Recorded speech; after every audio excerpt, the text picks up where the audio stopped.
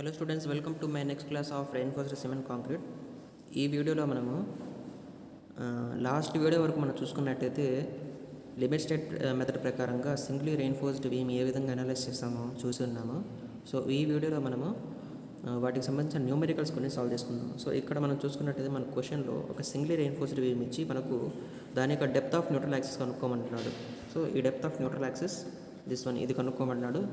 And అదేవిధంగా మనము ఎక్స్యూ లిమిటింగ్కి మధ్య ఉన్న రిలేషన్షిప్ బట్టి అది ఓకేనా, మనము అండర్ ఎన్ఫోర్స్డ్ సెక్షనా, ఓవర్ ఎన్ఫోర్స్డా, బ్యాలెన్స్డా అని చెప్పేసి అది కూడా కనుక్కుందాం. ఓకే, సో ఎప్పుడైనా డెప్త్ ఆఫ్ న్యూట్రల్ యాక్సిస్ కనుక్కోవాలనుకుంటే ఇంతకుముందు మనం ఏం చేసామో మీకు గుర్తుంటే compressive forces equal to tensile forces ఆ రెండింటిని ఈక్వేట్ చేసుకుంటాం అనమాట. సో కంప్రెసివ్ ఫోర్సెస్ వచ్చేసి 0.36 FCK B సమ్ వాల్యూ వస్తుంది. ఓకేనా, అండ్ అలాగే టెన్సైల్ ఫోర్స్కి 0.87 FY AST వస్తుంది.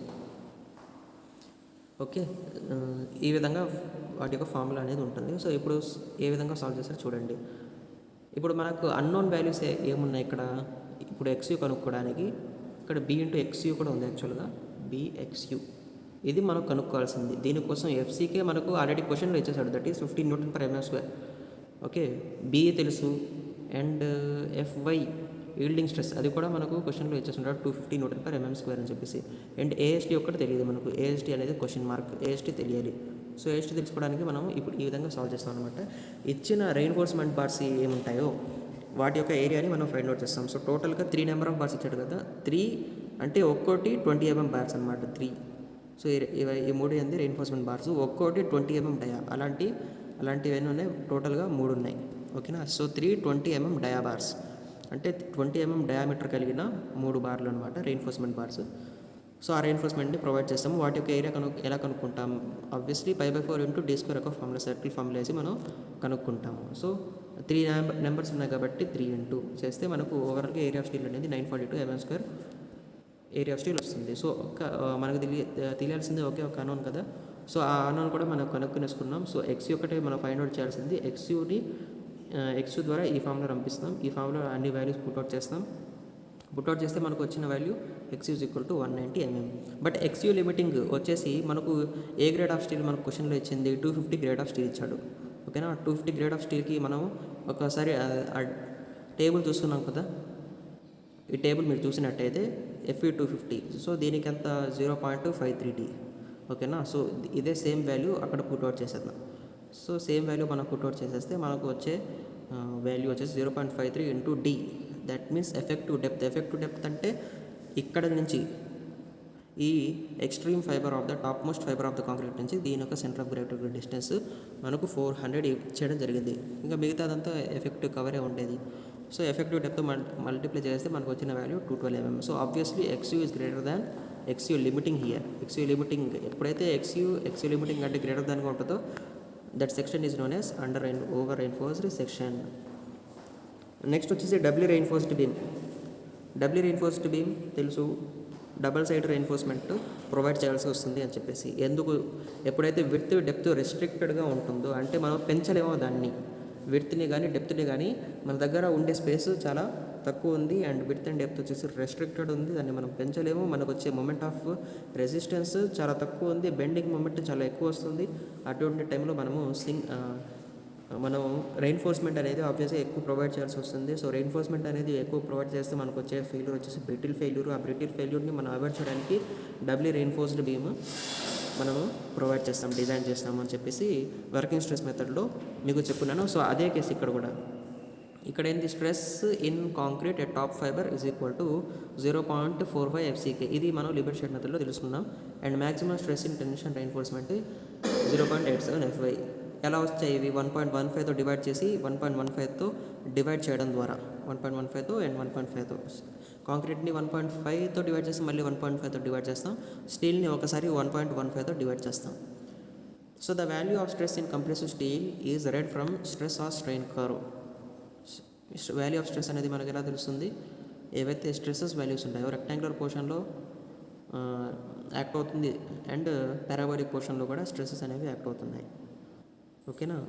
సో అది మనము స్ట్రెయిన్ కర్వ్ని బట్టి మనం తెలుసుకుంటాము. Usually it is based on the value of strain at the level of compression steel. ఏదైతే కంప్రెషన్ స్టీల్ ఏదైతే ఉందో దాన్ని బట్టి మనము వాల్యూ ఆఫ్ స్ట్రెస్ అనేది తెలుసుకుంటాం.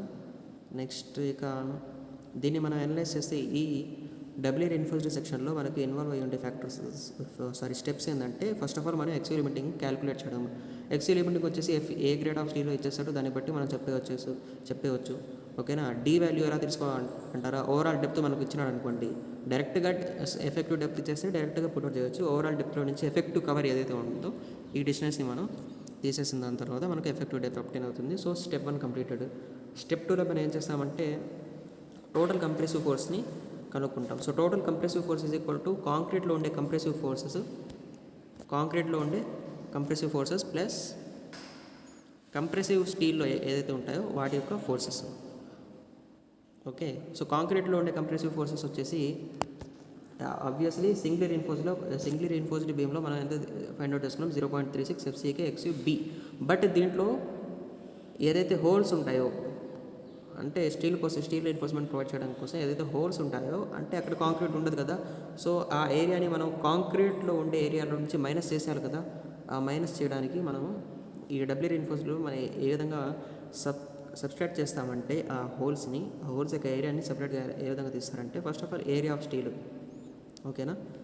ఏరియా ఆఫ్ స్టీల్ ఎంతైతే ఆక్యుపై చేస్తుందో అదైతే తీసేస్తాం, area of steel. So equivalent area of concrete ఏదైతే ఉంటుందో సో ఇక్కడ మనం ఈ విధంగా స్టీల్ రీఇన్ఫోర్స్మెంట్ అప్పుడు కాంక్రీట్ ఫిల్ చేస్తే ఆ కాంక్రీట్లో మ్యాక్సిమం స్ట్రెసెస్ ఇండ్యూస్ అయ్యేది 0.45 FCK. ఓకేనా. So this is how equivalent area of concrete can be find out. So మనం ఎందుకు టోటల్గా ఏసీ తీసుకోలేదంటే ఈ స్టీల్ ప్లేస్లో మన కాంక్రీట్ ఉందని చెప్పేసి మనం కన్సిడర్ చేసుకుంటే ఓకే కాంక్రీట్లో దాని యొక్క మ్యాక్సిమం అంటే యావరేజ్ స్ట్రెస్ ఏంది 0.45 FCK. ఓకేనా. సిమిలర్లీ కంప్రెసివ్ స్టీల్ ఏదైతే ఉందో స్ట్రెస్ ఇంటూ ఏరియా ఇక్కడ కూడా స్ట్రెస్ ఇంటూ ఏరియా అనేది. So this is also stress into area 0.36 FCK అనేది 36 FCK అనేది స్ట్రెస్, XUB అనేది ఏరియా. ఇక్కడ కూడా FSC అనేది స్ట్రెస్, ASC అనేది ఏరియా. ఈ విధంగా మనం కనుక్కుంటాము. So total compressive force is equal to ఈ ఫార్ములా. అండ్ అదేవిధంగా టెన్సైల్ ఫోర్స్ కనుక్కోవడానికి కూడా టెన్సైల్ ఫోర్స్లో ఉండేది డైరెక్ట్గా స్ట్రెస్ డయాగ్రామ్ చూసామనుకోండి. స్ట్రెస్ డయాగ్రామ్లో మనం చూసినట్టయితే ఈ విధంగా సమ్మొచ్చి ఉంటుంది. ఓకేనా. Parabolic portion and rectangular portion ఉంటుంది. ఓకే. ఈ విధంగా ఉంటుంది. అండ్ ఇక్కడ టెన్సైల్ ఫోర్స్ యాక్ట్ అవుతుంది. So that is 0.87 FYAST. So step 3 కూడా కనుక్కునేసుకున్నాం. ఇంకా స్టెప్ 4లో మనం actual depth of neutral access కనుక్కుంటాం. ఏ విధంగా కనుక్కుంటాం actual depth of neutral axis ఎప్పుడు కనుక్కోవాలనుకున్నా కానీ tension force and compressive force ఈ రెండింటిని ఈక్వేట్ చేసుకోవాలి. టెన్షన్ ఫోర్స్, కంప్రెసివ్ ఫోర్స్ ఏ విధంగా వస్తే చెప్పాను. సో ఇక్కడ ఇచ్చింది ఫస్ట్ యాక్చువల్గా ఇది కంప్రెసివ్ ఫోర్స్, ఇది టెన్సైల్ ఫోర్స్ అనమాట. ఇక్కడ పైన రివర్స్ ఇచ్చాడు. సో మీరు ఇక్కడ ఏం రాస్తారంటే compressive force is equal to tension force అనండి. అంటే first left hand side compressive force, right hand side tensile force. ఓకేనా. టెన్సైల్ ఫోర్స్ ఇక్కడ ఉండేది ఇది టెన్సైల్ ఫోర్స్, యాక్చువల్గా ఇది కంప్రెసివ్ ఫోర్స్. సో ఈ విధంగా మనం ఈక్వేషన్ని సింప్లిఫై చేస్తే మనకు వచ్చేది ఎంత actual depth of neutral axis 0.87 FIAST minus FSC minus 0.45 FCK into ASC by 0.36 FCK into B. And step 5లో మనము ఏం చేస్తాం, XU లిమిటింగ్ని కంపేర్ చేస్తాం. ఒకవేళ XU is less than XU లిమిటింగ్ అయితే దట్ ఈస్ చెప్పవలేదు under reinforced, XU greater than XU లిమిటింగ్ అయితే ఓవర్ రీఇన్ఫోర్స్డ్, ఈక్వల్ ఉంటే బ్యాలెన్స్డ్. ఆల్రెడీ వర్కింగ్ స్ట్రెస్ మెథడ్లో మనం చెప్పుకున్నవే. కాకపోతే వర్కింగ్ స్ట్రెస్ మెథడ్లో మనం యూస్ చేసిన టర్మ్స్ ఏంది XA, XC ఇలాంటి టర్మ్స్ యూస్ చేస్తాం. దీంట్లో XU లిమిటింగ్ అండ్ సిగ్మా ప్లేస్లో F అవి యూస్ చేస్తాం. టర్మ్స్ అనేవి కొంచెం వేరీ అవుతాయి. అండ్ ఫైనల్లీ దేంట్లో అయినా కానీ ఏ బీమ్లో అయినా కానీ మనం moment of resistance find out చేస్తాం. మూమెంట్ ఆఫ్ రెసిస్టెన్స్కి ఎక్కడ వెళ్ళినా కానీ ఫార్ములా వచ్చేసి okay compressive force into lever arm అంతే.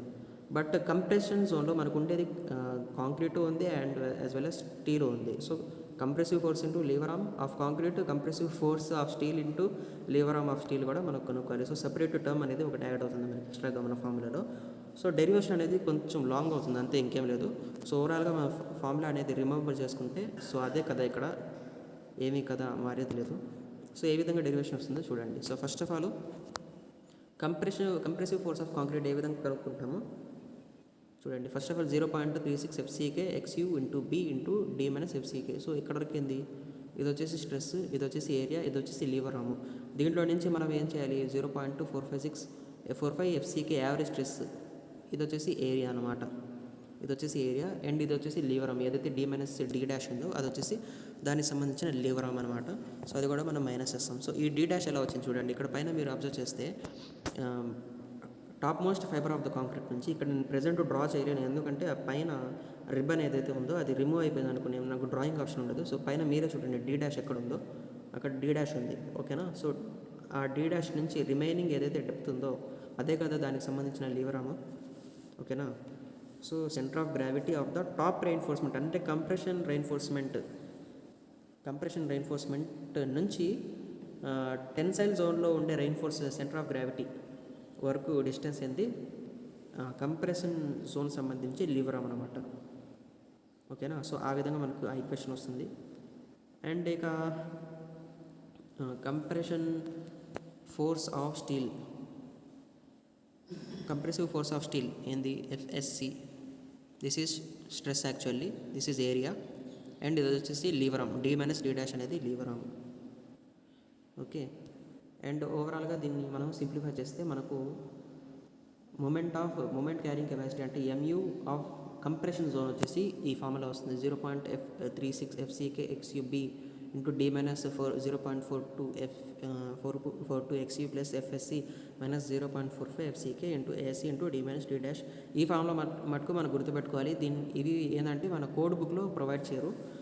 సిమిలర్లీ టెన్షన్లో ఏముంది, జస్ట్ మనం స్ట్రెస్ వాల్యూ గుర్తుంచుకున్నాము, దాన్ని మనం ఏరియాతో మల్టిప్లై చేసాము, అండ్ దాన్ని మనం మూమెంట్ కాబట్టి లీవర్ ఆర్మ్తో మల్టిప్లై చేసాం, Lever arm D minus Y bar, అంతే. ఈ విధంగా మనం అనాలిసిస్ చేస్తాం డబ్ల్యూ రెయిన్ఫోర్స్కి సంబంధించి. సో ఈ వీడియోలో అంతవరకు guys. Stay tune for my upcoming videos. Thank you for coming. Thank you.